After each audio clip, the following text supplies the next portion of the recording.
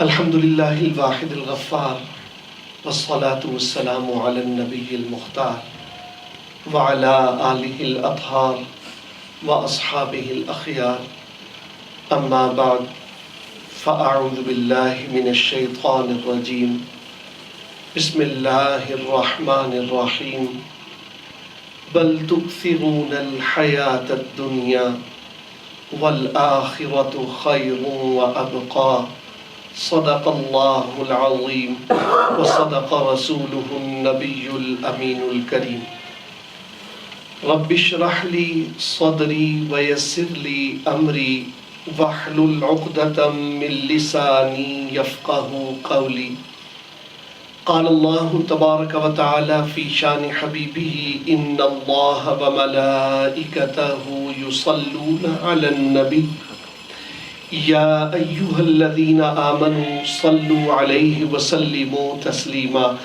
اللہم صل علی سیدنا و نبینا و شفیعنا و حبیبنا و مولانا محمد معدن الجود والکرم وآلہ وصحبہ وبارک وسلم صلاة و سلاما علیک یا سیدی یا رسول اللہ وعلا آلک و اصحابک یا سیدی یا حبیب اللہ صلی اللہ تعالی علیہ وسلم۔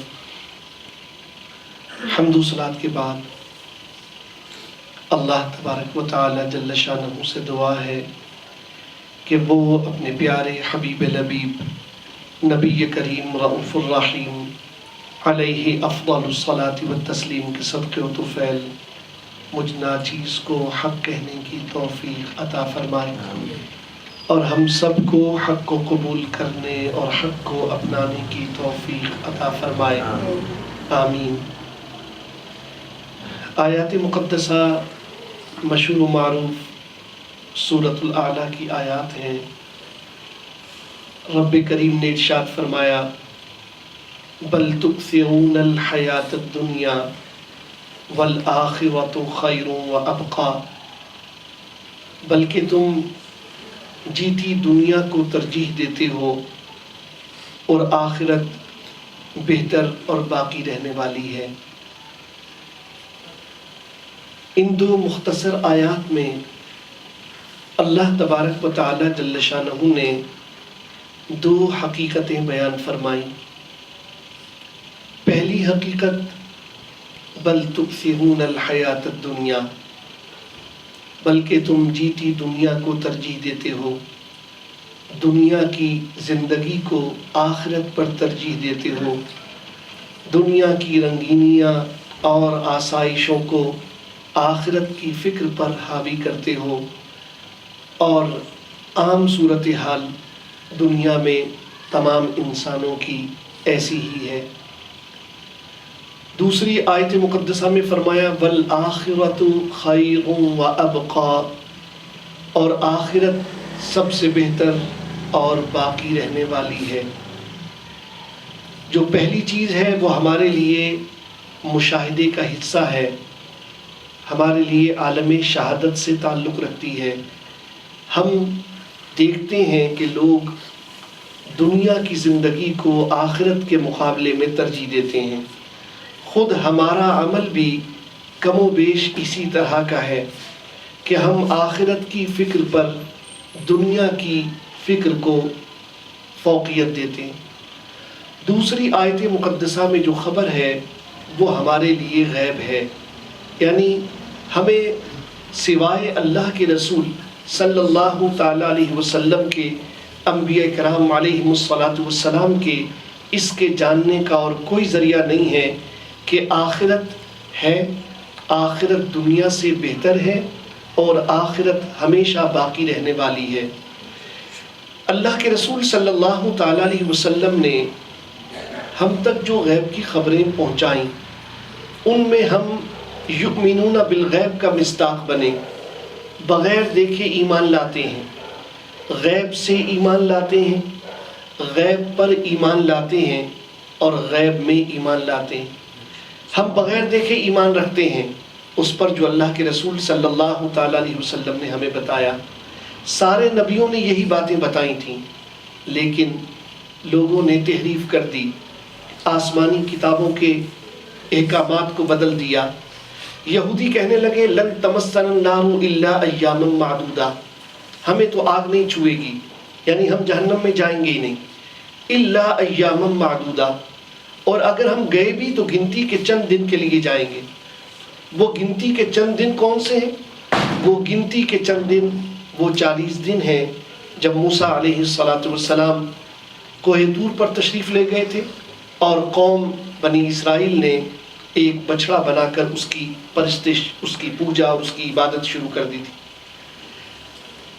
اب یہ یہودیوں کا کہنا، تعلیمات زبور میں بھی وہی ہیں، توریت میں بھی وہی ہیں، انجیل میں بھی وہی ہیں جو قرآن عظیم میں ہیں کہ آخرت ہے، جو شخص دنیا میں اچھا کرے گا وہ اس کی جزا پائے گا، جو دنیا میں برا کرے گا وہ اس کی سزا پائے گا۔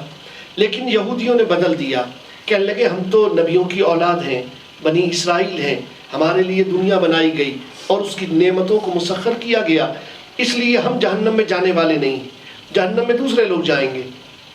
اگر ہم بالفرض چلے بھی گئے تو ایام معدودہ، چند دن، گنتی کے دن جائیں گے، 40 دن، بس اس کے بعد ہمیں عذاب نہیں ہے۔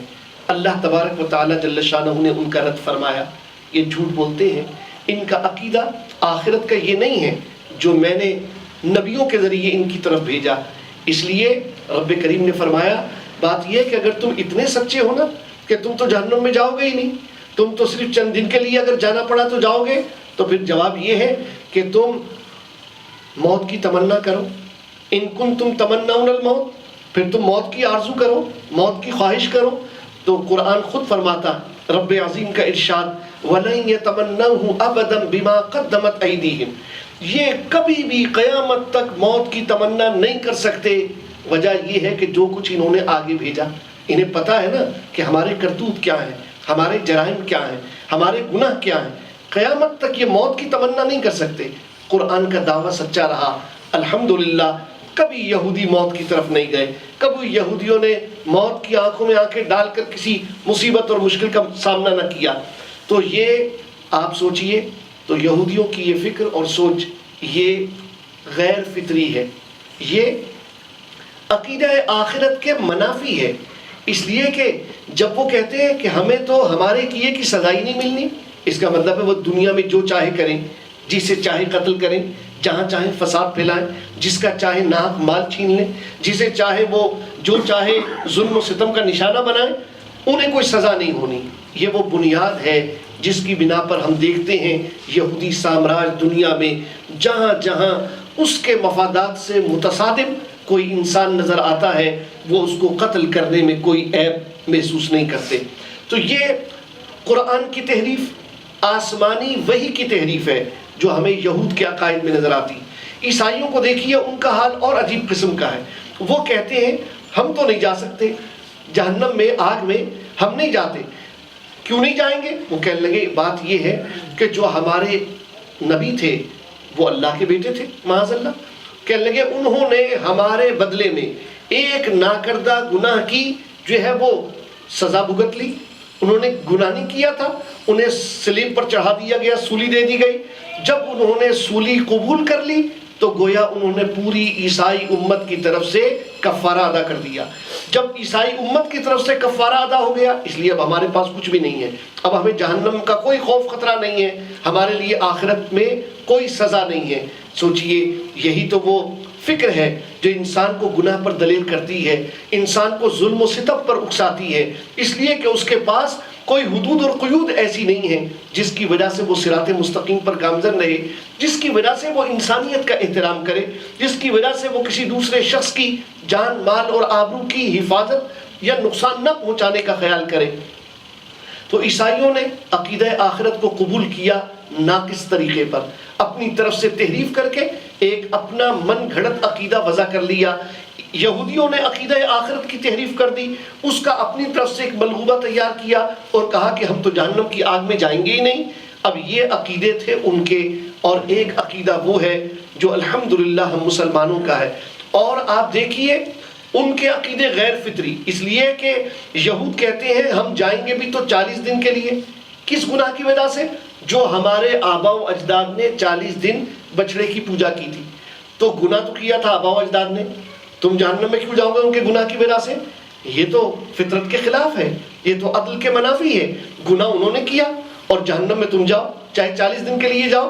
تو یہ انہوں نے، اچھا جو تم گناہ کرو گے اس کی سزا ہے؟ نہیں، اس کی کوئی سزا نہیں ہے. اس لیے کہ نحن ابناء اللہ و احباؤ، ہم تو اللہ کے پیارے ہیں، اللہ کے محبوب ہیں، اس لیے ہمارے لیے کوئی گناہ سزا کا باعث نہیں ہے. ایسے ہی عیسائیوں کا عقیدہ دیکھیے، جو تم نے گناہ کیا، گناہ تم کرتے رہو، ظلم و ستم تم کرو، دنیا میں انتشار فساد تم برپا کرو، اور عیسیٰ علیہ السلام سولی پر چڑھ گئے تمہاری وجہ سے.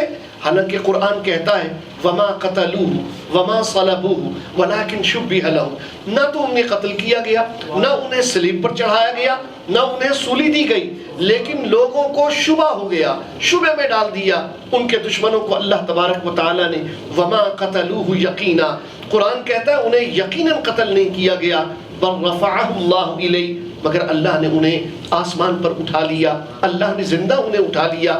تو یہ عیسائیوں اور یہودیوں دونوں کا اگرچہ آسمانی مذاہب سے تعلق تو ہے، لیکن یہ تعلق کتنا کمزور اور کتنا فرسودہ اور تحریف شدہ ہے، اس کا اندازہ آپ عقیدہ آخرت کے حوالے سے یہ 2 مثالوں سے لگائیے. اب مسلمانوں کا عقیدہ، ہمارا عقیدہ، اللہ تبارک و تعالی جل شانہ نے جس انسان کو بھیجا دنیا میں، اس کو تعلیم دے دی، اسے علم عطا فرما دیا نبیوں کے ذریعے کہ دیکھو جو تم کرو گے ایک کتاب میں اللہ کے پاس لکھا جا رہا ہے، کرامن کاتبین یعلمون ما تفعلون، تمہارے ساتھ 2 معزز لکھنے والے فرشتے بھی ہیں جو تمہارے گناہوں اور نیکیوں کو نوٹ کرتے ہیں، انہیں تحریر کیا جاتا ہے. اب وہ پوری تفصیل کہ جب تمہارے پاس فرشتے ہیں وہ بھی لکھ رہے ہیں، اللہ تبارک و تعالیٰ نے لوح محفوظ میں بھی لکھ دیا، جو کچھ تم کرتے ہو سب کا سب اللہ کے علم میں ہے. اور فمن یعمل مثقال ذرۃ خیرا یرا، جو کوئی ذرہ بھر بھی اچھائی کرے گا وہ ضرور اللہ کے ہاں اسے دیکھ لے گا. ومن یعمل مثقال ذرۃ شرا یرا، اور جو کوئی ذرہ بھر بھی برائی کرے گا وہ ضرور اللہ کے ہاں اسے دیکھ لے گا. یعنی یہ نہیں ہے کہ تم سمجھو کہ کچھ بھی نہیں ہے، نہیں، جو کچھ تم کرو گے اللہ تعالیٰ کے ہاں اس کی جزا یا سزا پاؤ گے، اس لیے کہ وہ مالک یوم الدین ہے، روز جزا کا مالک ہے. تو اس لیے تم اپنے آپ کو شتر بے مہار مت سمجھ لینا، اپنی مرضی کے ساتھ زندگی بسر کرنے کی عادت مت ڈال لینا، اس لیے کہ یہ دنیا تو محدود ہے، یہ دنیا تو مختصر ہے، یہ دنیا، اسے متاع الغرور کہا قرآن نے، یہ دھوکے کی جگہ ہے، اس لیے اس کو سب کچھ مت سمجھ لینا. ایک زندگی اس کے بعد ہے، اور وہ زندگی دائمی زندگی ہے، وہ زندگی ہمیشہ کی زندگی ہے. اسی لیے رب کریم نے فرمایا بل تؤثرون الحیات الدنیا، تم تو جیتی دنیا کو، یہ دنیا کی زندگی جو تمہیں نظر آ رہی ہے تم اس کو ترجیح دیتے ہو. والآخرۃ خیر وابقی، اور ایک زندگی ایسی ہے جس کا آخرت نام ہے، بعد میں آنے والی ہے، پیچھے آنے والی ہے، اور وہ زندگی اس زندگی سے بہتر بھی ہے، اور وہ باقی رہنے والی زندگی ہے. اس زندگی میں آپ کا قیام کتنا ہوگا؟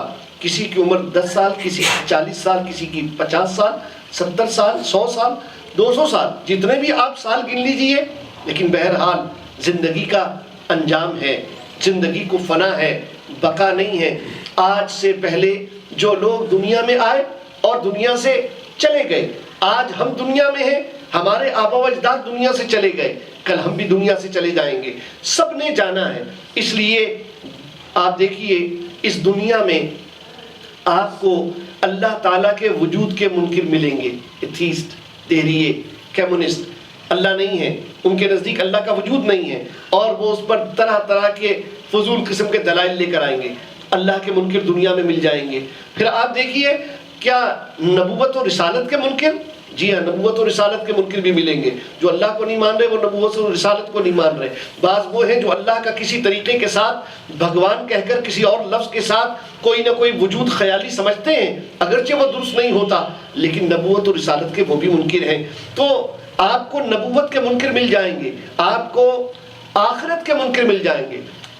مشرکین مکہ کا اللہ تعالیٰ پر ایک طرح کا ایمان تھا اپنی دانست میں، چاہے اس کی تشریحات میں ہم گفتگو کر سکتے ہیں، لیکن قرآن کہتا ہے وَلَئِن سَأَلْتَهُمْ مَنْ خَلَقَهُمْ لَيَقُولُنَّ اللَّهُ، جب ان سے پوچھو کہ تمہیں کس نے پیدا کیا تو وہ ضرور کہیں گے اللہ نے پیدا کیا۔ وہ اپنے بتوں کو شریک بنا دیتے تھے اللہ کا، لیکن اللہ تعالیٰ کے بارے میں تو ان کا تصور بھی تھا۔ تو اللہ تعالیٰ کے منکر دنیا میں موجود، نبوت و رسالت کے منکر دنیا میں موجود، آخرت کے منکر دنیا میں موجود۔ مشرکین تو سب سے زیادہ مذاق اڑانے والے تھے عقیدہ آخرت کا۔ ابو جہل ایک سڑی ہوئی اور بوسیدہ قسم کی ہڈی لے کر آیا نبی کریم صلی اللہ علیہ وسلم کے پاس اور کہنے لگا من یحیی العظام وہی رمیم، جب ایسی بوسیدہ ہڈی ہو جائے تو پھر بھلا کون اسے زندہ کر سکتا ہے؟ وہ مذاق کرنے لگا کہ جب بندہ مر جاتا ہے اور گل سڑ جاتا ہے اور اس کا جسم مٹی میں مل کر مٹی ہو جاتا ہے تو پھر اس کے بعد تو وہ زندہ نہیں کیا جا سکتا۔ مگر اللہ تبارک و تعالیٰ جل شانہ نے وہی فرمائی، اے میرے حبیب صلی اللہ تعالیٰ علیہ وسلم ان سے فرما دیجئے یحییھا الذی انشأھا اول مرہ، کہ انہیں وہی زندہ کرے گا بوسیدہ ہڈیوں کو جس نے پہلی بار انہیں تخلیق کیا۔ اب تو پھر بھی کچھ نہ کچھ اس کا مواد موجود ہے نا، لیکن جب پہلی بار انہیں رب نے بنایا تھا تب کیا تھا؟ کچھ بھی نہیں تھا۔ یخرج من بین الصلب والترائب، یہ کمر کی پشت کی ہڈیوں سے، سینے کی ہڈیوں سے وہ مادہ تولید نکلتا، اسے کھینچا جاتا اور اس کے بعد اس قطرے سے اس کی تخلیق کی جاتی انسان کی۔ تو جب اللہ تبارک و تعالیٰ نے اسے اس وقت تخلیق کیا جب اس کا کوئی وجود نہیں تھا تو پھر انہ علی رجعہ لقادر، پھر دوبارہ بنانے میں اللہ کو کیا مشکل ہے؟ وہ یقیناً قادر ہے۔ بلکہ قرآن کہتا ہے وَهُوَ بِكُلِّ خَلْقٍ عَلِيمٌ، اسے ہر طرح کی تخلیق کا علم ہے۔ وہ چاہے تو بغیر باپ کے پیدا فرمائے عیسیٰ علیہ السلام کی پیدائش، وہ چاہے تو بغیر ماں باپ کے پیدا فرمائے آدم علیہ السلام اور حضرت حوا کی پیدائش، اور وہ چاہے تو اسباب کے ذریعے انسانوں کو دنیا میں بھیجتا رہے جیسے لوگوں کی تخلیق ہوتی ہے۔ حاضرین گرامی، رب کریم کے منکر دنیا میں موجود، نبوت کے منکر دنیا میں موجود، تقدیر کے منکر دنیا میں موجود، جو انکار کرتے تھے تقدیر کچھ نہیں ہوتی، جو انسان چاہتا ہے وہ کچھ ہی کرتا ہے، خود چاہتا ہے وہ کرتا ہے۔ ایسے ہی موت کے بعد کی زندگی کے منکر موجود، قبر کے عذاب اور ثواب کے منکر موجود، ہر چیز کے منکر دنیا میں پائے جائیں گے۔ کوئی منکر اگر نہیں ہے نا ہمارے اسلام کے اصولوں کو دیکھتے ہوئے تو موت کا منکر کوئی نہیں ہے۔ اس آیت کا منکر دنیا میں کوئی نہیں۔ کل نفس ذائقۃ الموت، چاہے وہ کسی مذہب کا ہو، کسی دین کا ہو، چاہے وہ خدا کا منکر ہو، مگر پھر بھی مانے گا کہ ہاں ہر جاندار نے مرنا ضرور ہے۔ وہ قرآن سمجھ کے نہیں مان رہا، مگر ہاں مان تو وہی بات رہا ہے، کل نفس ذائقۃ الموت، ہر جان کو موت کا مزہ چکھنا ہے۔ تو حاضرین گرامی، موت کا منکر کوئی نہیں ہے۔ جب موت کا منکر کوئی نہیں ہے تو پھر سوچئے موت کے بعد زندگی ہے، اور جو موت کے بعد کی زندگی ہے وہ جو مختلف ادیان باطلہ سے تعلق رکھنے والے لوگ ہیں، جیسے میں نے چند مثالیں آپ کے سامنے پیش کی، وہ مانتے ہیں لیکن یہ دنیا کی زندگی جتنی بھی طویل ہو جائے اس کو فنا ہے۔ ایک زندگی، ہمیشہ کی زندگی ہماری منتظر ہے۔ پھر آپ دیکھیے یہ جو دنیا کی زندگی ہے اس کا پیریڈ کتنا، اس کی مدت کتنی ہے۔ بچے بھی دنیا سے جاتے ہیں، جوان بھی دنیا سے جاتے ہیں، بوڑھے بھی دنیا سے جاتے ہیں۔ جو قیامت اور آخرت کے معاملات ہیں قرآن کریم نے بتایا مقدارہ 50,000 سنہ، جو ایک دن ہے نا آخرت کا وہ 50,000 سال کے برابر ہے۔ اب آپ سوچئے ایک زندگی جو ہم یہاں گزار رہے ہیں، باقی آخرت کی جو زندگی ہے تو آخرت کی زندگی کے ایک دن کو قرآن نے بتایا۔ آخرت کی زندگی جو دائمی ہے، ابدی ہے، ہمیشہ ہمیشہ کی ہے، اس زندگی کا ایک دن قرآن نے بتایا کہ وہ 50,000 سال کے برابر ہے۔ اب مجھے بتائیے ایک آدمی کو یہ آپشن دیا جائے، ہاں بھی تمہارے پاس 60 سال ہے، اوسط عمر ویسے تو 45 اور 50 کے درمیان ہے، بچے جوان بوڑھے سب ملا کر، لیکن آپ جو عام عمریں ہیں لوگوں کی جو پوری عمر گزارتا ہے یعنی بڑھاپے تک پہنچے، تو ایک حدیث شریف میں بھی ذکر آیا کہ سرکار دو عالم صلی اللہ تعالیٰ علیہ وسلم نے فرمایا میری امت کے اکثر بوڑھوں کی جو عمریں ہیں وہ 60 سے 70 سال کے درمیان ہوں گی۔ اب ایک ہمارے پاس جو ہے نا بڑھاپے کے حوالے سے بھی اوسط عمر کا تصور حدیث شریف میں موجود ہے۔ آپ 200 سال لگا لیجئے، حالانکہ دنیا میں آج کوئی بندہ ایسا نہیں ہے جو 200 سال کا ہو، کوئی بندہ ایسا نہیں، بہت سے بہت 110 115 سال کا کہیں اخبار میں ذکر میں نے پڑھا، لیکن اس سے اوپر عمر کا کوئی نہیں ہے۔ تو آپ لگائیے اگر 200 سال بھی بندے کی عمر ہو، مجھے بتائے کہاں 200 سال کل عمر اور کہاں ایسی زندگی جس کا ایک دن 50,000 سال کے برابر، 50,000 سال کے برابر. پھر سوچئے کہ انسان کہاں عقل مند ہے کہ اسے کہا جائے کہ تمہارے پاس 100 سال کی زندگی ہے، تم اس زندگی میں جیسے چاہو زندگی گزارو. اگر تم اپنی مرضی سے زندگی گزارو گے تو پھر آخرت کی زندگی تمہاری مرضی والی نہیں ہوگی، وہ زندگی پھر رب کی مرضی والی ہوگی. اس نے تمہارے لیے جہنم بنائی تو تمہیں جہنم میں جانا پڑے گا، اس لیے کہ تم نے زندگی اپنی مرضی سے گزاری. تم نے اللہ اور اس کے رسول صلی اللہ تعالیٰ علیہ وسلم کی تعلیمات کو پس پش ڈالا، ان کے احکامات اور تعلیمات کا مذاق اڑایا، اپنے عمل کے ذریعے تم نے اسے رد کر دیا. اب تمہارے لیے پھر وہ ہے جو اللہ نے مجرموں اور باغیوں کے لیے آخرت میں بنایا ہے. حاضرین گرامی، اور دوسرا آپشن یہ ہے کہ یہ جو مختصر سی زندگی ہے نا، 60 سال کی ہو یا 100 سال کی ہو، یہ زندگی تم اللہ اور اس کے رسول صلی اللہ تعالیٰ علیہ وسلم کی تعلیمات کے مطابق گزار لو. اللہ اور رسول کی مرضی کے مطابق زندگی گزارو گے تو کیا ہوگا؟ تو پھر یہ ہوگا کہ تمہیں ایسی ابدی زندگی ملے گی، ایسی دائمی زندگی ملے گی کہ جس زندگی میں جو تم چاہو گے وہ ہوگا.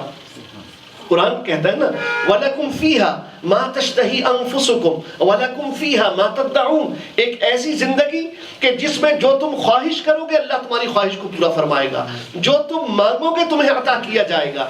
یعنی اتنی نعمتیں، اور ان نعمتوں میں بندے کی خواہش مکمل طور پر آزاد ہے، وہ جو مانگ رہا ہے رب سے عطا فرما رہا ہے. تو آج کی زندگی اگر ہم اپنی مرضی سے گزاریں گے تو پھر کل کی جو لامحدود، میں اسے کروڑوں سال کی زندگی بھی نہیں کہہ سکتا، میں اسے اربوں سال کی زندگی بھی نہیں کہہ سکتا، اس لیے کہ قرآن نے کہا وَالْآخِرَةُ خَيْرٌ وَأَبْقَى.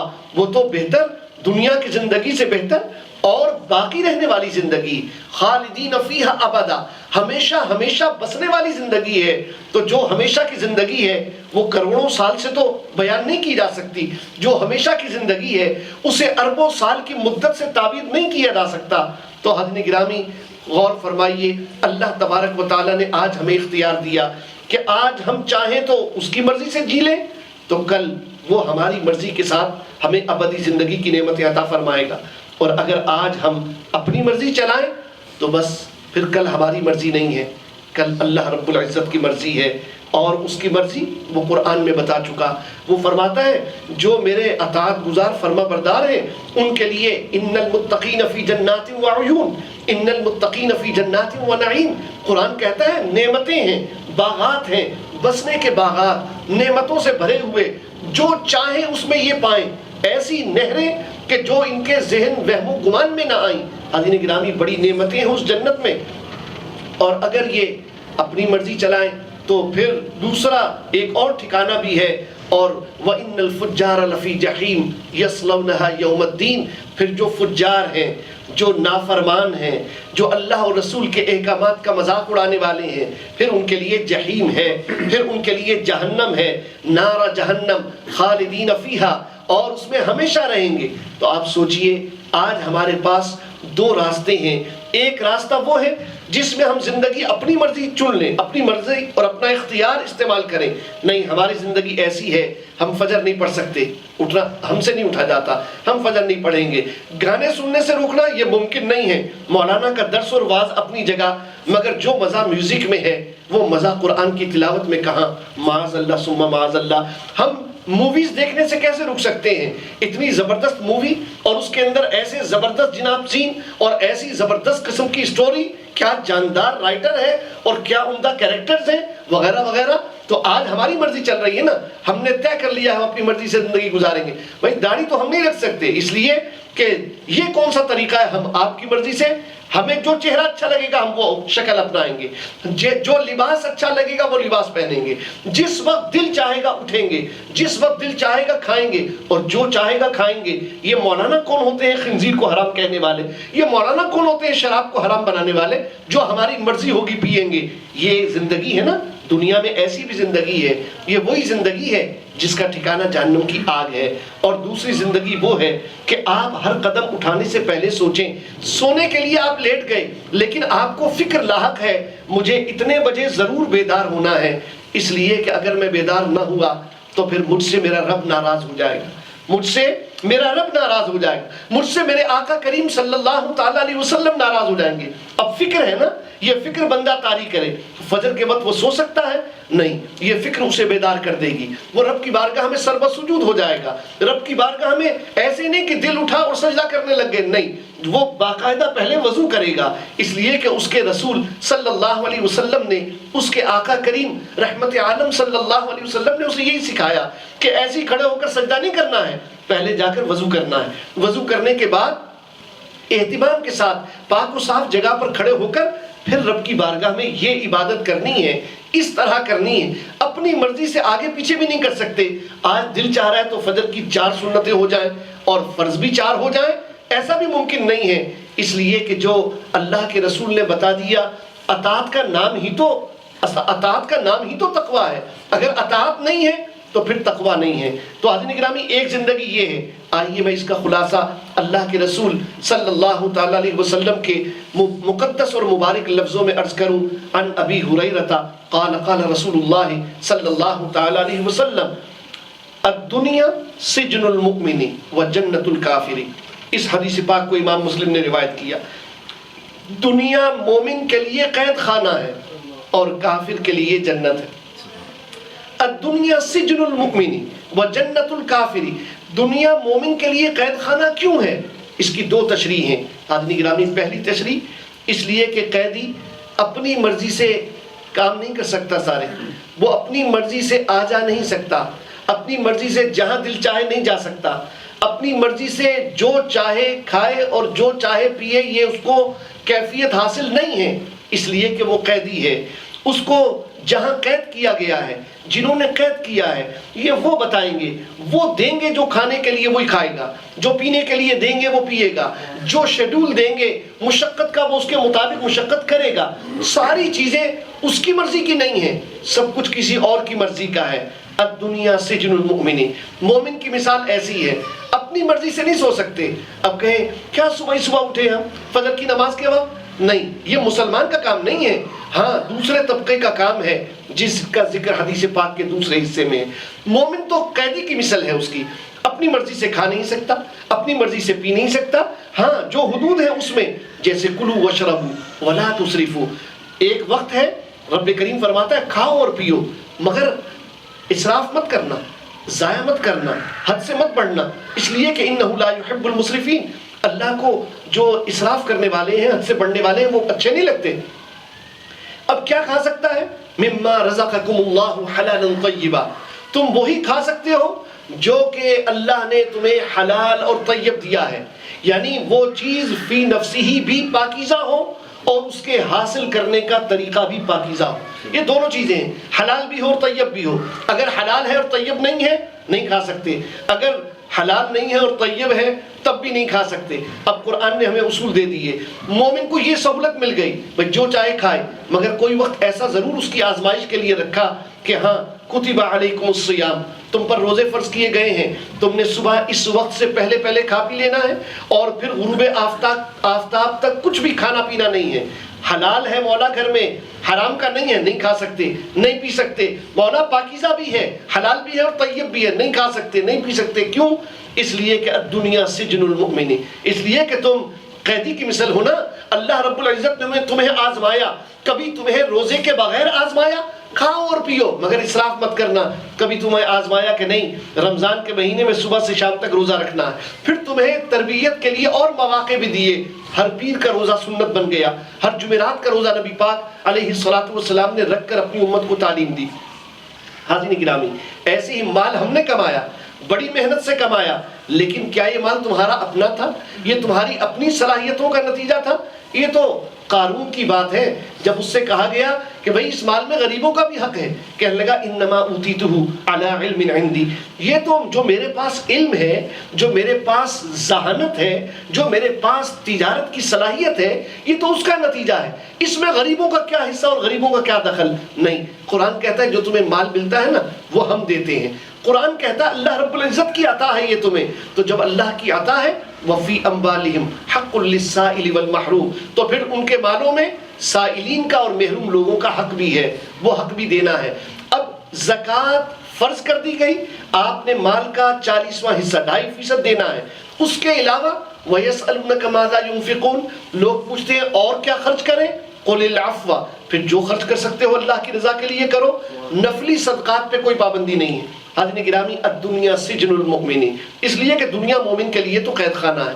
ہم نے اپنی مرضی سے سب کچھ نہیں کرنا، ہم نے کمانا بھی ہے تو رب کی مرضی سے، ورنہ کمانے کے تو کئی طریقے ہیں نا، لیکن ہمیں پرکھنا پڑے گا کہ کمانے کا یہ طریقہ کیا اللہ اور اس کے رسول صلی اللہ علیہ وسلم کو ناپسند تو نہیں ہے؟ اگر وہ ناپسند ہے تو وہ کمائی بھی حرام ہے، اور وہ رزق چاہے کتنا ہی پاکیزہ کیوں نہ ہو، اس میں کتنی ہی محنت کیوں نہ کی گئی ہو، ڈاکو بھی بڑی محنت کرتا ہے تب جا کے اس کو وہ مال حاصل ہوتا ہے، اپنی جان ہتھیلی پر رکھ کر جاتا ہے تب وہ مال لاتا ہے، تو اپنی سمجھ کے مطابق تو جسٹیفائی وہ بھی کر لے گا، میں تو بڑی محنت کا مال کما کے لایا ہوں، لیکن نہیں، جو طریقہ اللہ اور اس کے رسول صلی اللہ علیہ وسلم نے بتایا بس وہی طریقہ جائز ہے، اس کے علاوہ کوئی جواز نہیں ہے۔ کیوں؟ الدنیا سجن المؤمن وجنت الکافر، کافر کے لیے جنت ہے، جب چاہے سوئے، جب چاہے اٹھے، جو چاہے کھائے، جو چاہے پہنے، جو چاہے پیے، کوئی پوچھنے والا نہیں، کوئی روکنے والا نہیں، اس لیے کہ بس یہی کافر کی جنت ہے، آخرت میں تو اس کے لیے کچھ نہیں ہے، جو ہے وہ یہ ہے، تو رہے جانوروں کی طرح، چاہے بے لباس ہو جائے، چاہے جو ہے وہ خنزیر کھائے، شراب پیے، جو چاہے کرے۔ اب یہ فرق آ گیا، کیا مسلمان ایسی زندگی چاہتا ہے جیسی کافر گزار رہا ہے؟ اگر مسلمان ایسی زندگی چاہے تو پھر وہ مسلمان نہیں رہا، اس لیے کہ اگر وہ قیدی کی طرح رہنے پر آمادہ نہیں ہے، اسے وہ صورت پسند نہیں ہے جو اللہ اور اس کے رسول صلی اللہ تعالیٰ علیہ وسلم کو پسند ہے، اس کو تو جو یہودیوں کی صورت ہے وہ پسند ہے، جو عیسائیوں کی شکل ہے وہ پسند ہے، تو پھر تو اس طبقے کا ہوا نا۔ اس لیے کہ قرآن کہتا ہے لا تتخذوا اليهود والنصارى اولیاء، یہ یہود و نصارہ کو اپنا دوست مت بنانا، اس لیے کہ وہ آپس میں ایک دوسرے کے دوست۔ وَمَن يَتَوَلَّهُم مِّنكُمْ فَإِنَّهُ مِنْهُمْ، جو ان کے ساتھ تعلق رکھے گا دوستی کا وہ پھر انہی میں شمار کیا جائے گا، وہ اس طبقے میں شمار نہیں ہو سکتا دائیں ہاتھ والوں میں، وہ پھر بائیں ہاتھ والا ہی ہے، وہ اصحاب جنت میں سے نہیں ہو سکتا۔ الدنیا سجن المؤمن و جنت الکافر، کافر کی جنت ہے، جو چاہے کرے۔ اب مسلمان کو خود فیصلہ کرنا ہے کہ یہ جو تھوڑی سی آزمائش ہمیں ملی ہے، مختصر سی زندگی 60-70 سال کی، کیا اس زندگی کو ہم کافر کی طرح گزاریں کہ جیسی مرضی ہوگی ویسے کرے گا، یا پھر اپنی مرضی کو آج قربان کر دیں؟ عقل قربان کن بپیش مصطفیٰ صلی اللہ علیہ وسلم، سرکار کا فرمان آ جائے نا تو عقل کو بھی قربان کر دینا چاہیے۔ مرضی تو چھوٹی چیز ہے، عقل کو قربان کر دینا چاہیے، حالانکہ عقل تو بڑا جوہر ہے، لیکن حضور کے فرمان کے سامنے عقل جوہر نہیں، عقل جوہر نہیں ہے، اس لیے گزر جا عقل سے آگے کہ یہ نور نشان راہ ہے، منزل نہیں ہے، یہ منزل نہیں ہے، یہ تو نشان راہ ہے۔ نبی پاک صلی اللہ تعالیٰ علیہ وسلم کی معرفت نصیب ہو جائے، سرکار کا فرمان آ جائے، اب عقل کو قربان کر دو، سرکار کی بات مانو، اپنے آقا کریم صلی اللہ تعالیٰ علیہ وسلم کی اطاعت کرو، یہ مومن کا کام ہے۔ الدنیا سجن المؤمن و جنت الکافر۔ آئیے دوسری مثال پر آئیں، اس حدیث کی دوسری تشریح یہ ہے کہ مومن جیسے قیدی، قید خانے میں جتنا بھی اچھا اس سے سلوک کیا جائے، بہرحال اس کو پتا ہوتا ہے کہ یہ میری اصل جگہ نہیں، اصل جگہ تو کہیں اور ہے نا، گھر تو نہیں ہے، یہ اس کی منزل نہیں ہے، اس کی جگہ کوئی اور ہے، یہاں وہ قیدی ہے، تو وہ قید خانے میں دل نہیں لگاتا، وہ تو گھڑیاں گنتا ہے، میں کب اس قید سے نکلوں اور اپنی اصل کی طرف چلا جاؤں، میں اس قید سے نکلوں اپنے گھر کی طرف چلا جاؤں۔ تو قیدی کی طرح دنیا میں رہے آدمی پھر دنیا سے دل نہ لگائے، دنیا کے مال میں، دنیا کی آسائشوں میں، دنیا کی رنگینیوں میں ایسے غرق نہ ہو جائے کہ وہ آخرت کو بھول جائے۔ قیدی کبھی گھر بھولتا ہے؟ نہیں بھولتا، اس لیے کہ اسے معلوم ہے کہ میں تو یہاں عارضی قید ہوں، اصل میں جانا تو میں نے اپنے گھر ہے، اپنے چاہنے والوں کے پاس جانا۔ ایسے ہی مومن دنیا میں جب رہے تو ایسے رہے جیسے قیدی، بس ہم دنیا میں آئے ہیں، جتنا وقت ہمیں یہاں آزمائش کے طور پر رہنا ہے ہم اچھے طریقے سے رہیں، اس لیے کہ ہمارے رب نے ہمیں یہ پیغام دیا ہے، الذی خلق الموت والحیات لیبلوکم ایکم احسن عملا۔ اللہ نے موت اور زندگی اس لیے پیدا کی ہے کہ تمہیں آزمائے تم میں سے کس کا کام اچھا ہے، تو جس کا کام اچھا ہے وہ اللہ کے یہاں سرخرو ہے، جس کا کام اچھا نہیں ہے وہ اللہ کی بارگاہ میں کل کو شرمسار ہوگا۔ حاضرین گرامی، الدنیا سجن المؤمن و جنت الکافر، اور کافر کے لیے چونکہ یہی جنت ہے، کافر کو آخرت میں کچھ ملنا نہیں ہے، جو کوئی وہ اچھائیاں بھی کرے گا وہ اس کا جو صلہ ہے دنیا ہی میں پالے گا، چاہے اسے سکون قلب مل جائے، اسے عزت مل جائے، اسے شہرت مل جائے، کوئی بھی صورت اللہ تعالیٰ کمپنسیٹ کرتا ہے دنیا میں، اس لیے کہ آخرت میں کافر کے لیے کچھ بھی نہیں۔ ایک حدیث پاک، دوسری حدیث پاک جسے امام بخاری نے روایت کیا، نبی کریم علیہ السلام نے ارشاد فرمایا، حدیث کے راوی حضرت عبداللہ ابن عباس رضی اللہ تعالیٰ عنہما، فرمایا قال رسول اللہ صلی اللہ تعالیٰ علیہ وسلم نعمتان مغبون فیہما کثیر من الناس الصحت والفراغ، دو نعمتیں ہیں جن کی وجہ سے اکثر لوگ گھاٹے میں ہیں، اکثر لوگ نقصان میں ہیں، وہ نعمتیں ہیں صحت اور فارغ وقت، فراغت۔ صحت اور فراغت یہ دو نعمتیں اللہ نے جو سمجھ لیجیے کہ تھوک کے حساب میں دی ہیں، کھل کر دی ہیں، سب کو ملی ہے، لیکن ان دو نعمتوں کی وجہ سے اکثر لوگ پھنس جائیں گے، خسارہ پائیں گے، نقصان اٹھائیں گے۔ کیوں؟ اس لیے کہ قرآن نے بتایا ہوا ہے ثم لتسألن یومئذ عن النعیم، قیامت کے دن تم سے ہر نعمت کے بارے میں پوچھا جائے گا۔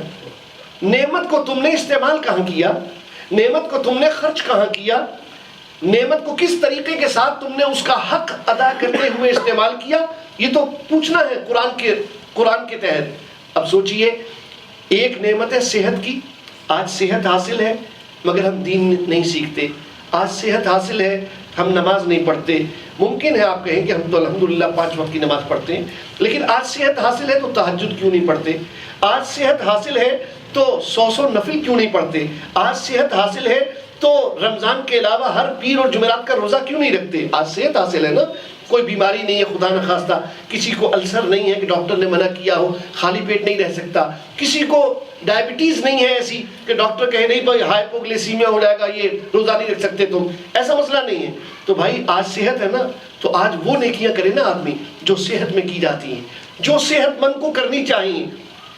آج اللہ کی راہ میں نکلیں، آج اللہ کی راہ میں لوگوں کو دین کی طرف کھینچ کر لائیں، آج ہم دین کے مبلغ بن جائیں، آج یہ کام ہم کریں۔ آج ہم اگر نہیں کریں گے تو یہ صحت کی نعمت کا ہم نے جو ہے کفران کیا، ناشکری کی۔ اور یہ جب ہے جب میں عرض کروں آپ 5 وقت کے نمازی ہیں، اگر آپ 5 وقت کی نماز نہیں پڑھ رہے ہیں، جماعت سے نماز پڑھنے کا اہتمام نہیں کر رہے ہیں، آپ دین کا ضروری علم سیکھنے کا اہتمام نہیں کر رہے ہیں، پھر آپ گھاٹے میں ہیں، ہم سب گھاٹے میں ہیں، نقصان میں ہیں۔ اس لیے کہ صحت وہ نعمت ہے کہ جس کی وجہ سے اکثر لوگ، اللہ کے رسول صلی اللہ علیہ وسلم نے فرما دیا، اکثر لوگ نقصان اٹھائیں گے، گھاٹے میں ہیں اس نعمت کی وجہ سے، اس لیے کہ اس نعمت کو وہ مس یوز کرتے ہیں، اس نعمت کو وہ پراپر یوٹیلائز نہیں کرتے، اسی لیے پھنسیں گے نا۔ والفراغ، اور فارغ وقت، یہ فارغ وقت بڑی نعمت ہے اللہ کی، آپ کے مشاغل سے وقت نکل جائے۔ اب ہمارے پاس فارغ وقت ہوتا ہے تو ہم ٹی وی لگا لیتے ہیں، ایک ٹاک شو دیکھتے ہیں، کہیں مووی دیکھتے ہیں، کہیں جو ہے وہ کوئی اور گانے بجانے کی جو ہے وہ مراسی خانے کی محفل لگی ہو وہ دیکھ لیتے ہیں۔ یعنی اب ٹائم ہے تو گپ شپ میں گزار رہے ہیں، اب ٹائم ہے تو اس کو برباد کر رہے ہیں۔ یہ فارغ وقت اللہ کی بڑی نعمت ہے، کسی کو مل جائے کہ اس کے کام بھی انجام پا رہے ہوں۔ جیسے اسٹوڈنٹس لائف میں فارغ وقت ہوتا، اب وہ فارغ وقت آپ نے جتنے گھنٹے اسٹڈی کرنی تھی کر لی، اس کے بعد جو فارغ وقت ملا آپ مووی دیکھنے لگ گئے، آپ گانے سننے لگ گئے، آپ لہو و لعب کے حرام کاموں میں لگ گئے۔ کیا یہ طریقہ ہے مسلمان کا؟ نہیں۔ الصحت والفراغ، صحت بھی بندے کے لیے وبال بن جائے گی، اللہ کی بارگاہ میں جواب دینا، اور فارغ وقت بھی انسان کو بربادی کی طرف لے جائے گا، اور وہ اللہ کی بارگاہ میں پھنس جائے گا، نقصان اٹھائے گا، اس لیے کہ جو نعمت اللہ نے عطا فرمائی اس نعمت کو اس نے کیسے گنوایا، کیسے ضائع کیا۔ نبی کریم علیہ الصلوۃ والسلام کی 2 حدیثیں میں آپ کے سامنے رکھتا ہوں۔ اسی کی شرح میں پہلی حدیث پاک کہ قیامت کے دن سارے لوگ نادم ہوں گے، پشیمان ہوں گے. تو اس پر صحابہ علیہم الرضوان نے سوال کیا، اے اللہ کے رسول، قیامت کے دن سارے لوگ کیوں نادم ہوں گے، سارے پشیمان کیوں ہوں گے؟ ظاہر اچھے بھی ہوں گے اور برے بھی ہوں گے. سرکار دو عالم صلی اللہ تعالی علیہ وسلم نے ارشاد فرمایا، برے لوگ تو اس لیے پشیمان ہوں گے کہ انہوں نے گناہ کیوں نہیں چھوڑے، دنیا کی زندگی میں گناہ کیوں کیے. اور اچھے لوگ اس لیے پشیمان ہوں گے کہ ہمارے پاس اتنا وقت تھا مگر ہم نے اسے عبادت میں استعمال نہیں کیا. وہ بھی پشیمان ہوں گے، ہم نے نیکیاں کم کیوں کی.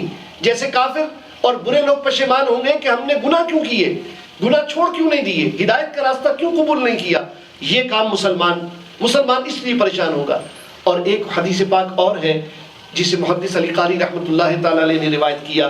سرکار ابد قرار تاجدار مدینہ صلی اللہ تعالی علیہ وسلم نے ارشاد فرمایا، قیامت کے دن نیک لوگ جنت میں چلے جائیں گے اور جنت میں جانے کے بعد وہ حسرت کریں گے، کاش ہمیں پھر موقع مل جاتا تو جو وقت ہم دنیا میں پہلے ضائع کر آئے اب وہ وقت ہم ضائع نہ کرتے اور ہم اس وقت میں بھی نیکیاں کر لیتے.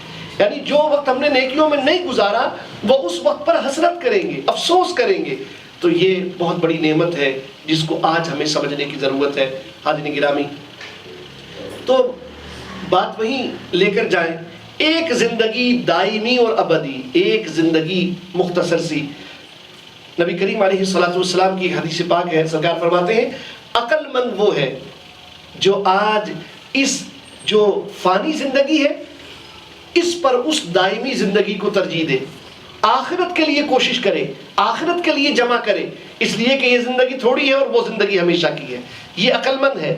اس لیے کہ آپ سے کہا جائے یا تو آپ آج مجھ سے 100 روپے لے لو، یا پھر اگر آپ صبر کر سکتے ہو اور میری بات مانو تو پھر آپ 1 سال بعد مجھ سے 10 لاکھ روپے لے لینا. یہ تو مثال ہے نا سمجھانے کے لیے، جیسی ہماری محدود عقل ہے ایسی. تو ظاہر ہے کہ آج 100 روپے لینا اور آپ کو 1 سال کے بعد 10 لاکھ روپے ملنا، کوئی آپ سے اس کا معاوضہ اجر نہیں ہے. تو ظاہر ہے کہ ہر شخص کہے گا یار یہ 100 روپے کی کیا اوقات، اس میں تو اب کچھ آتا ہی نہیں ہے، کم از کم 10 لاکھ تو ہو، ٹھیک ہے 4 مہینے 6 مہینے انتظار کر لوں گا. تو یہ ہماری محدود عقل کے اعتبار سے مثال ہے، اس کا تعلق اس مثال سے نہیں لیا جا سکتا، اس لیے کہ ایک زندگی ہے محدود اور فانی اور دوسری ہے غیر فانی اور لامحدود. وہ آخرت ہے، یہ دنیا ہے. صرف اللہ تعالیٰ کے لفظوں میں، قرآن کریم کے الفاظ میں کہوں بل تؤثرون الحیات الدنیا، تم جیتی دنیا کو تو ترجیح دیتے ہو جبکہ آخرت کو ترجیح دینی چاہیے. والآخرۃ خیر وابقی، آخرت بہتر ہے اور ہمیشہ باقی رہنے والی. اب ہم نے سوچنا ہے ہم عقل مند ہیں یا نہیں.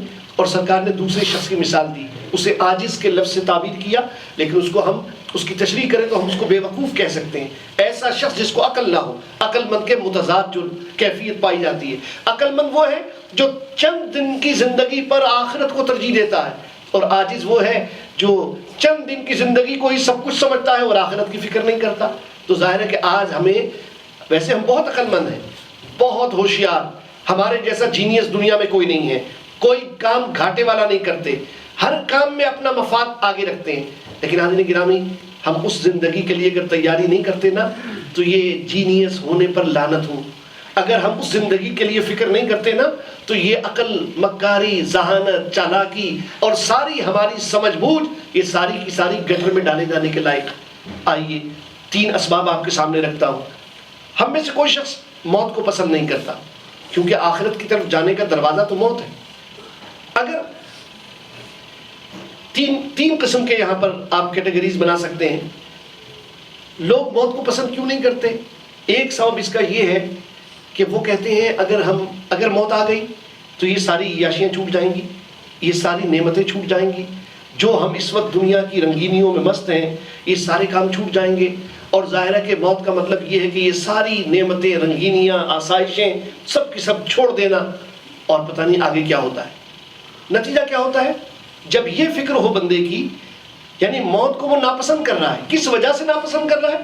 اس لیے کہ یہ ساری جو لذتیں ہیں دنیا کی، یہ ساری جو آسائشیں ہیں، یہ جو نعمتیں ہیں، یہ ساری کی ساری چھوٹ جائیں گی۔ آج عزت حاصل ہے، آج مال و دولت حاصل ہے، آج شہرت حاصل ہے، آج لوگ جھک کر سلام کرنے والے موجود ہیں، آج ہماری تعریف میں زمین آسمان ایک کرنے والے موجود ہیں، آج ہمارے اشارے پر دنیا جہان کی نعمتیں ہمارے دسترخوان پر جمع ہو جاتی ہیں۔ یہ ساری آسائشیں چھوٹ جائیں، بندے کو یہ گوارا نہیں ہوتا۔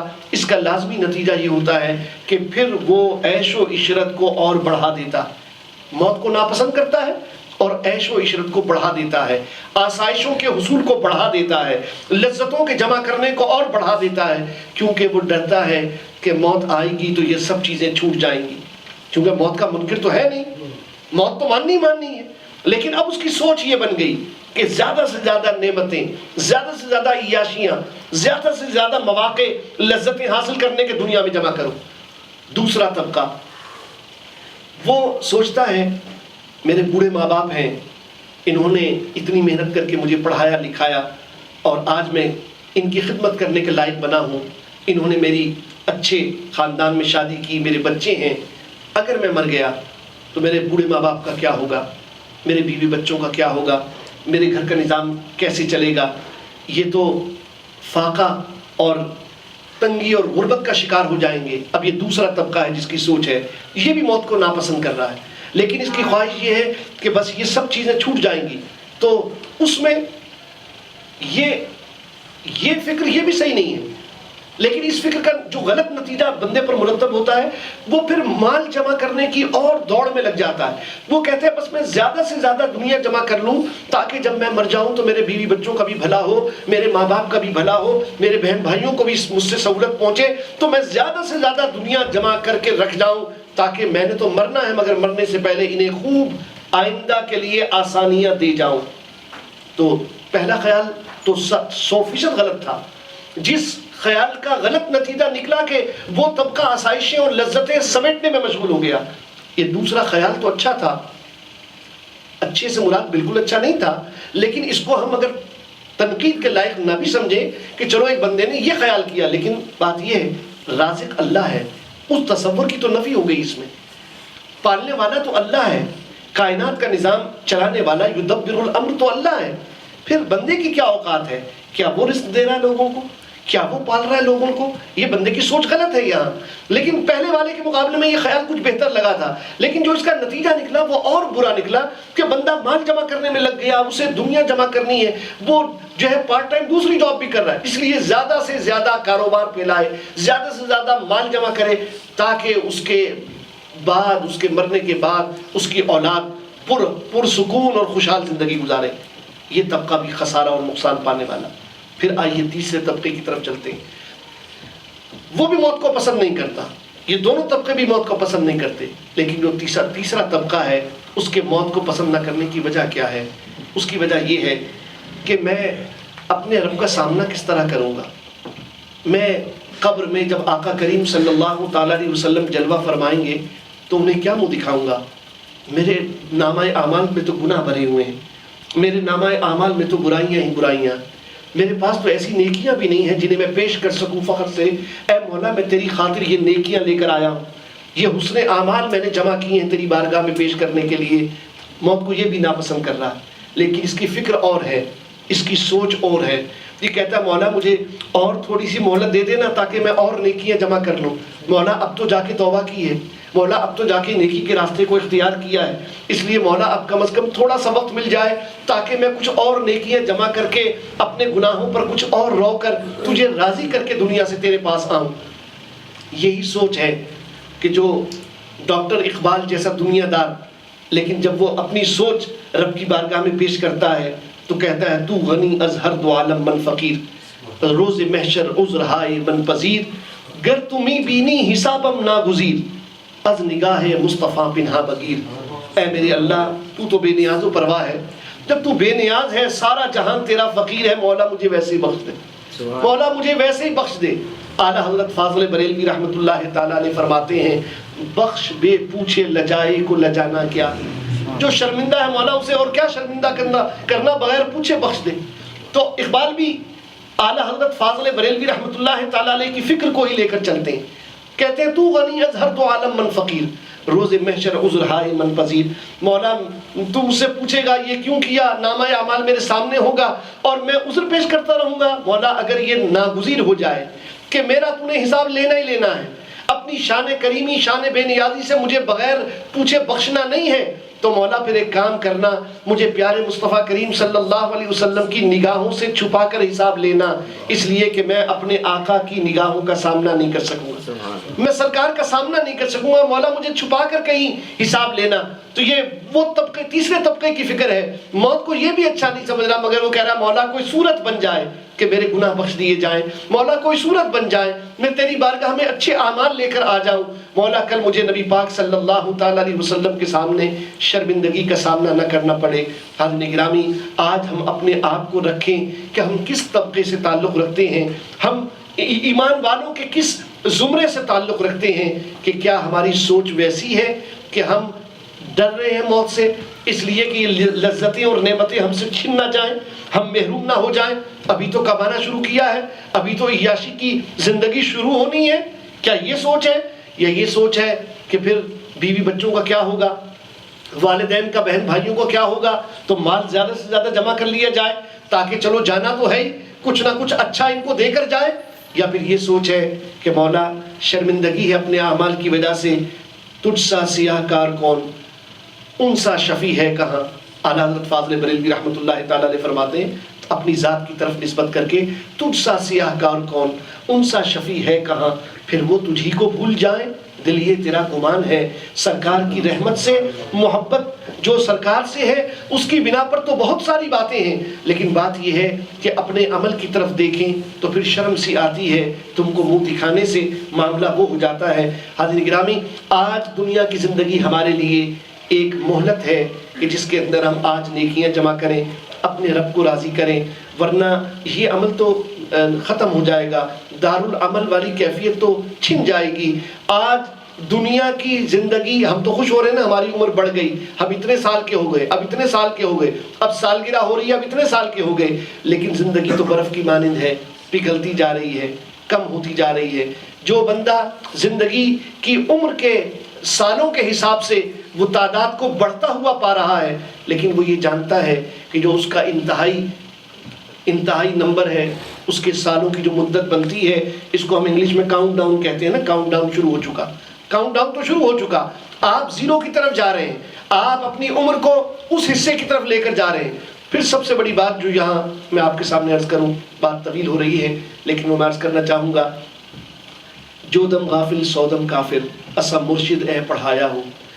آدمی غافل نہ رہے، جو وقت اس کو خیال آ جائے نا توبہ کرنی ہے، توبہ کر لے، اس کو ڈیلے مت کرے۔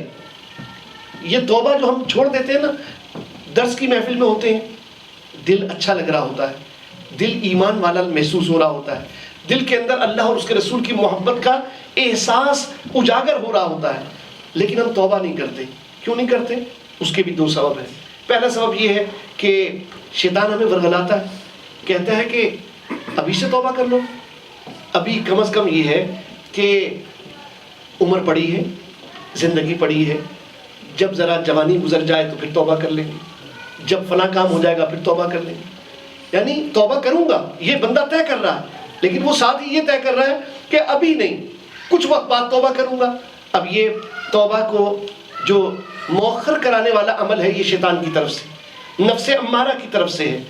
اور دوسرا سبب آپ دیکھیے کہ بندہ جب ایک تو سبب ڈھونڈتا ہے نا کوئی، جیسے ہمارے ہاں میں کسی درس میں کبھی کہہ دوں نوجوانوں سے کہ بھی داڑھی رکھ لو، کہتے ہیں وہ شادی کے بعد رکھ لیں گے، شادی کے بعد رکھ لیں گے۔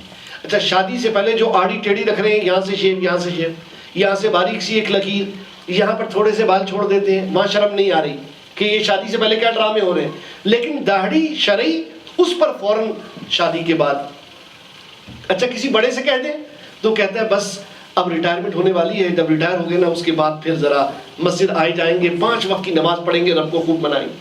کسی اور سے پوچھ لیا جائے، وہ کہتے ہیں اصل میں بس میں حج کا ارادہ کر رہا ہوں، جب حج پہ گیا نا آپ دیکھیے گا داڑھی رکھ کے آؤں گا، بس میں نے پکا وعدہ کیا اللہ سے، مولا جب حج پہ بلائے گا تو وہیں جا کے خانہ کعبہ کے سامنے توبہ کروں گا اور پھر خانہ کعبہ کے سامنے داڑھی رکھوں گا اور پھر داڑھی رکھ کے آؤں گا۔ آپ سوچئے، یہ ہماری سوچ ہے نا۔ حاضرین گرامی، مجھے بتائیے کیا کوئی شخص گارنٹی لے کر آیا ہوا ہے؟ اس کی عمر اتنی ہے کہ وہ حج بھی کرے گا، اس کی عمر اتنی ہے کہ وہ جوانی بھی پوری گزارے گا، اس کی عمر اتنی ہے کہ وہ شادی بھی کرے گا، اس کی عمر اتنی ہے کہ وہ یہ سارے انجام جو اس کی پلاننگ ہے پوری کی پوری ہو جائے گی؟ حاضرین گرامی، کس کے پاس سند ہے؟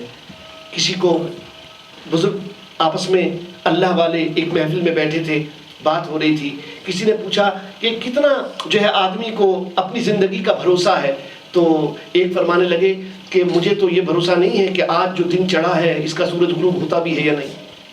تو بزرگ فرمانے لگے کہ یہ تو تم نے بہت لمبا حساب لگایا، اتنا تمہیں بھروسہ ہے اپنی زندگی کا؟ دوسرے کہنے لگے کہ بس میری کیفیت تو ایسی ہے کہ جب فجر پڑھ لوں تو پھر یقین نہیں ہوتا کہ ظہر کا وقت بھی آئے گا یا نہیں۔ تو فرمانے لگے اچھا تم نے بھی آدھا دن رکھا، اتنی تمہیں امید ہے کہ زندگی اتنی ملے گی؟ تو تیسرے صاحب کہنے لگے کہ میں تو بس کیفیت ایسی ہوتی ہے کہ اگر نماز کے لیے میں نے اللہ اکبر کہہ دیا تو پھر ڈر ہوتا ہے کہ اب یہ نماز میں ختم بھی کر سکوں گا یا نہیں کر سکوں گا، اللہ اکبر۔ وہ بزرگ فرمانے لگے سچ کہا، لیکن بات یہ ہے کہ کیفیت ایسی ہونی چاہیے کہ بندے نے جب پہلا سلام پھیرا ہے اسے یقین نہیں ہونا چاہیے کہ وہ دوسرا سلام بھی پھیر سکتا ہے کہ نہیں۔ جو سانس آپ نے اپنے ارادے سے جسم میں داخل کیا ہے، آپ وہ سانس اپنے ارادے سے جسم سے باہر بھی نکال سکتے ہیں یا نہیں، یہ بندے کو پتہ نہیں ہے۔ حاضرین گرامی، پھر آدمی جو دم غافل سو دم کافر کا مصداق ہو جاتا ہے۔ وہ یعنی ایک تو برا کام یہ ہے کہ گناہ کیا، اور گناہ کرنے پر توبہ کرنی چاہیے تھی، اب اس سے بھی برا کام یہ ہے کہ زندگی کی امید پر توبہ کو ملتوی کیا جا رہا ہے، توبہ کو ملتوی کیا جا رہا ہے، یہ اور برا کام ہے۔ اور دوسری بات جو بڑی اہم ہے، شاید اس کی طرف ہماری توجہ کم ہے، آپ سوچئے گناہ کرنے سے دل سخت ہو جاتا ہے، حدیث شریف میں آتا ہے نا، بندہ گناہ کرتا ہے تو دل پر ایک دھبا لگ جاتا ہے، سیاہ نقطہ، اگر وہ توبہ کر لے فوراً تو وہ سیاہ دھبا صاف ہو جاتا ہے، اگر توبہ نہ کرے تو اور گناہ کرے پھر اور دھبا لگ جاتا ہے، یہاں تک کہ پورا دل کالا ہو جاتا ہے۔ کلا بل ران علی قلوبہم ما کانوا یکسبون، ان کے برے اعمال نے ان کے دل پر زنگ لگا دیا، یہ قرآن پاک کی آیت۔ تو آپ سوچئے آج ہم جس وقت یہ باتیں سن رہے ہیں، قرآن و حدیث کے درس کی محفل میں موجود ہیں، اللہ کے گھر میں کہیں بیٹھے ہوئے ہیں، اور رمضان کی مبارک ساعتیں بھی ہمیں کہیں میسر ہیں، اور ہم نے اللہ والے کی گفتگو سن کے یہ ارادہ کیا کہ یار توبہ کرنی چاہیے، بات تو ان کی درست ہے، ہمیں گناہوں کو چھوڑ دینا چاہیے، بات تو سچی ہے، مگر یہ کہ یہ کام ذرا ڈیلے کر کے جوانی گزر جائے، شادی ہو جائے بڑھاپے میں،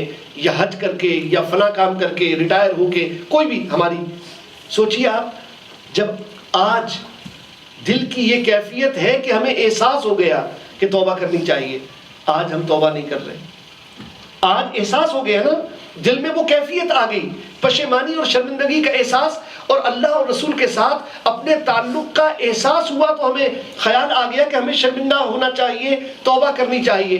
آج ہم یہ کام نہیں کر رہے تو آج سے 10 سال بعد، آج سے 15 سال بعد، آج سے 5 سال بعد کیا یہ کیفیت دل کی رہے گی؟ پھر تو ہو سکتا ہے خیال بھی نہ آئے، مزید 10 سال کے گناہوں کی کثرت دل کو اتنا کالا اور سخت کر دے کہ پھر بندہ کسی درس قرآن کی محفل میں بیٹھنے پہ ہی راضی نہ ہو، اللہ کے گھر میں مسجد جانے کے لیے تیار نہ ہو۔ سوچئے کیا یہ لمحہ فکریہ نہیں ہے؟ یہ سوچنے کی بات نہیں ہے کہ آج ہم جو کام نیکی کا نہیں کر رہے، یعنی گناہوں سے توبہ کرنے کا جو کام آج نہیں کر رہے، وہ آج سے 10 سال بعد کیسے کریں گے، وہ آج سے 20 سال بعد کیسے کریں گے؟ حاضرین گرامی، نہیں۔ اس لیے ہمارے بزرگ فرماتے ہیں جاگتا ہے جاگ لے افلاک کے سائے تلے، حشر تک سونا پڑے گا خاک کے سائے تلے، آگاہ اپنی موت سے کوئی بشر نہیں، سامان 100 برس کا ہے پل کی خبر نہیں۔ ہمارا حال تو وہی ہے کہ ہم جو اللہ تعالیٰ کی طرف سے غنیمت زندگی ملی ہوئی ہے، ہم اس کی قدر نہیں کر رہے۔ اور آپ کو پتہ ہے اچانک موت اچھی نہیں ہوتی، نبی پاک صلی اللہ علیہ وسلم کی دعاؤں میں سے ایک دعا ہے، اے اللہ مجھے اچانک موت سے اپنی پناہ عطا فرما، اس لیے کہ اچانک موت میں توبہ کا وقت نہیں ہوتا۔ اور یہ دور تو ایسا ہے کہ اچانک موت کا جو قدرتی تناسب ہے وہ بڑھ گیا ہے، یعنی پہلے زمانے میں گاڑیاں نہیں تھیں، ہوائی جہاز نہیں تھے، ایکسیڈنٹ نہیں ہوتے تھے، پلین کریش نہیں ہوتے، لیکن آج کل کے دور میں تو ہے اچانک موت ہے نا، ایکسیڈنٹ کی موت، آپ نکلے کیا پتہ گاڑی کے نیچے آ گئے، کیا پتہ خدا نہ خواستہ کیا ہو جائے، تو اچانک موت کا تناسب بڑھ گیا۔ پھر جو بم بلاسٹ ہے پہلے نہیں ہوتے تھے، آج کہیں بھی آپ گئے نماز پڑھنے ہی گئے اللہ کے گھر میں، کہیں بازار میں گئے، کہیں کسی تقریب میں گئے اور وہاں کوئی دھماکہ ہو گیا اور آپ گئے تو اچانک موت کا تناسب بڑھ گیا کہ نہیں بڑھا؟ پھر ہارٹ اٹیک، پہلے زمانے میں شاید نہ ہوتا ہو، اب تو دل کی بیماریاں اس قدر بڑھ گئیں. پتہ چلتا ہے کہ صبح بندہ ڈیوٹی پہ تھا اور شام کو خبر آئی وہ تو فوت ہو گیا. بھائی کیسے فوت ہو گیا؟ ابھی تو ڈیوٹی سے گیا تھا، لیکن معلوم ہوا بس جس کا وقت آ گیا. تو اچانک موت کا تناسب بھی اگر بڑھ جائے اور پھر بندہ کہے کہ میں اتنے سال بعد توبہ کروں گا، میں شادی کے بعد داڑھی رکھوں گا، میں بڑھاپے میں نماز پڑھنا شروع کر دوں گا، میں حج کے بعد یہ نیکیاں شروع کروں گا، تو ظاہر ہے یہ بڑی ستم کی بات ہے. شیطان ہے جو ہمیں روک لیتا ہے.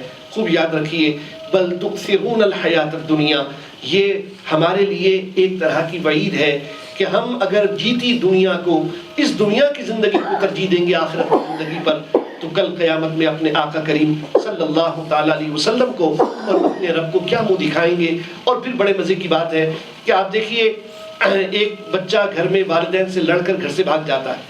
ایک بچہ استاد نے مارا، چونکہ حفظ کے مدرسے سے بھی ہمارا تعلق رہا ہے اور ہے، تو استاد نے مارا، بچہ بھاگ گیا. اب وہ منا کر اس کو گھر والے لے آئے، دوسرے کے جو دوست احباب تھے وہ منا کر اس کو گھر والے لے آئے. تب بھی اس کو گھر واپس آتے ہوئے 100 قسم کے شکوک اور شبہات ہوتے ہیں. میں جاؤں گا تو اب ابا مارے گا تو نہیں، میں اب جاؤں گا تو اب قاری صاحب ماریں گے تو نہیں. ہوتا ہے نا، یہ ہمارے معاشرے کا حصہ ہے. لیکن آپ یقین جانیے کہ صرف ایسی بارگاہ کہ جس کے براہ راست آپ مجرم ہیں، آپ نے خوب ڈٹ کے اللہ کی نافرمانی کی ہے، مگر جب بندہ واپس اس بارگاہ کی طرف لوٹنا چاہتا ہے، رب کی رحمت اسے بڑھ کر آغوش میں لے لیتی ہے، رب کی رحمت بڑھ کر اسے گلے لگا لیتی ہے. رب فرماتا ہے بندہ میری طرف 1 قدم چلے، میں اس کی طرف 2 قدم چلتا ہوں. جب وہ میری طرف چل کر آئے، میری رحمت دوڑ کر اسے اپنی آغوش میں لے لیتی ہے. تو رب وہ ہے جو ناراض نہیں ہوتا، ناراض ہوتا ہے لیکن جب کوئی اسے منانا چاہے تو سب سے آسان دنیا میں رب کو منانا، سب سے آسان. ماں کو منانا دیر لگے گی، باپ کو منانے میں دیر لگے گی، دوست کو راضی کرنے میں دیر لگے گی، استاد کو راضی کرنے میں دیر لگے گی، مگر رب کو منانا دنیا کا سب سے آسان کام ہے. حضرت گرامی وہ خود فرماتا ہے، یا ایھا الانسان ما غرک بربک الکریم، اے انسان تجھے کس چیز نے مجھ سے دھوکے میں ڈال دیا، تو کس چیز سے دھوکے میں چلا گیا، میں تو تیرے انتظار میں ہوں. لا تقنطوا من رحمت اللہ، اللہ کی رحمت سے نا امید مت ہونا. ان اللہ یغفر الذنوب جميعا، اگر تمہارے گناہ اتنے ہوں گے نا جتنا زمین سے آسمان تک کا فاصلہ، یہ ساری فضا تمہارے گناہوں سے بھر جائے، تم اگر رب کی بارگاہ میں سچی توبہ کر کے جاؤ گے، اللہ تبارک و تعالیٰ سارے معاف فرما دے. اللہ تعالیٰ اپنے حبیب علیہ الصلوۃ والسلام کا صدقہ ہمیں اس دنیا کی زندگی میں دھوکے سے بچنے کی اور آخرت کی فکر حاصل کرنے کی توفیق عطا فرمائے. ہمیں اپنی دنیا کو آخرت پر ترجیح دینے کے عیب سے بچائے، اور اللہ رب العزت اپنے محبوب رسول صلی اللہ علیہ وسلم کی اطاعت و فرما برداری میں زندگی گزارنے کی توفیق عطا فرمائے. آمین. وآخر دعوانا ان الحمد للہ رب العالمین.